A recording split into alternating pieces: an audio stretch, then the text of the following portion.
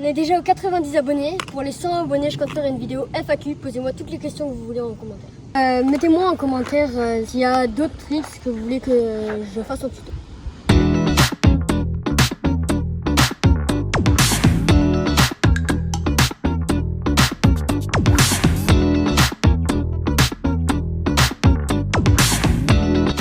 Salut tout le monde. Aujourd'hui, je vais commencer une série qui sera longue ou pas de tutos. Et aujourd'hui, je vais vous aider à commencer à rider sur le ledge triangulaire là-bas.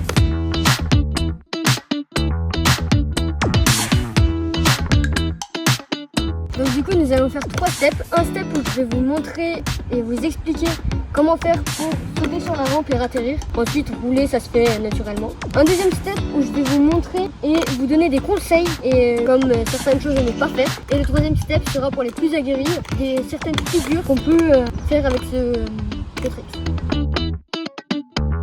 Moi, quand j'ai commencé à apprendre, j'ai commencé à sauter sur cette rampe comme ça. Et en fait, avec l'entraînement, comme ça c'est moins incliné, et je vais aller de plus en plus incliné jusqu'à arriver à cette inclinaison. Je m'entraîne comme ça et je peux le faire sur toutes les rampes ici jusqu'à bien réussir.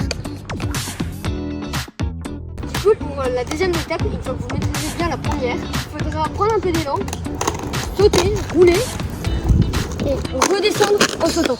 Et y arriver rouler de plus en plus haut et de plus en plus longtemps. Ça c'est pas mal. C'est pas beaucoup, c'est pas très très haut, mais ça suffit largement parce que la hauteur du bloc est pas très haute. Du coup, pour ce second step, pour pas tomber, le mieux c'est d'avoir les pieds bien parallèles, donc pas trop comme ça, ni comme ça. Comme ça vous pouvez rouler plus loin. Il faut aussi être bien dans la pente et pas comme ça, sinon vous risquez de râper comme ça et de tomber. Voilà, c'est ça qui arrive quand vos pieds sont tout droits alors qu'ils devraient être bien inclinés dans la pente. Du coup, il ne faut pas du tout hésiter à se lancer dans la pente. Et le mieux, c'est aussi d'avoir les pieds comme ça, un peu vers le haut. Comme ça, vous montrez et ce sera plus clean et ce sera plus long aussi.